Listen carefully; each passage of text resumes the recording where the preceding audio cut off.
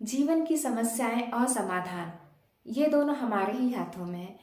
परंतु हमें होता क्या है, समस्याएं तो दिखाई देती हैं परंतु समाधान खोजने का हम बहुत कम प्रयास करते हैं।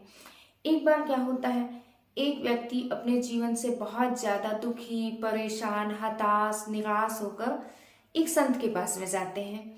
संत के पास जब वो जाते हैं तो कहते हैं कि गुरुदेव, मैं अपने जीवन से बहुत ही ज्यादा त्रस्त हो चुका हूँ। मुझे जीवन में कहीं भी सुख शांति नहीं मिल रही है। आए दिन परेशानी परेशानी, एक परेशानी समाप्त नहीं होती कि दूसरी परेशानी आ जाती है, वो समाप्त नहीं होती कि तीसरी परेशानी आ जाती है। मेरा जीवन तो सारा परेशानियों से ही भरा हुआ है। एक भी दिन मैं अपने जीवन का अच्छे से जी नहीं पा रहा हूँ। आए दिन नई नई समस्याएं खड़ी होती, एक समस्या का समाधान होता नहीं कि दूसरी समस्या आ जाती है। तो संत उसकी बातों को ध्यान से सुनते हैं और कहते हैं चलो चलते हैं। और संत और वह व्यक्ति दोनों मार्ग में निकल पड़ते हैं। थोड़ी ही दूर जाते हैं कि रास्ते में नदी आती है। नदी आने पर संत खड़े हो जाते हैं, साथ में वो व्यक्ति भी खड़े हो जाता है। फिर दोनों संत खड़े रहते हैं। वह व्यक्ति संत से कहता है कि गुरुदेव, हम आखिर यहाँ कब तक खड़े होंगे? तो गुरुदेव कहते हैं, बोले हमको इस नदी को पार करना है। तो व्यक्ति बोलते हैं, खड़े रहने से थोड़ी ही नदी पार होगी।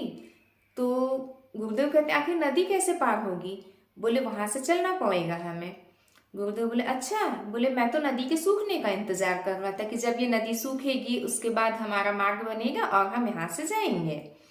व्यक्ति कहता है, गुरुदेव भला ऐसा भी कभी मुमकिन है कि नदी सूखेगी उसके बाद कोई व्यक्ति वहां से जाएगा?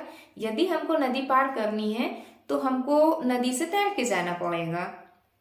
तो गुरुदेव कहते हैं, बस यही तो मैं तुम्हें समझाना चाह रहा था कि समस्याएं भी इस नदी की तरह है, रुकेंगी नहीं। जिस तरह से ये नदी रुकेगी नहीं, हमें इसे तैर के पार करना है।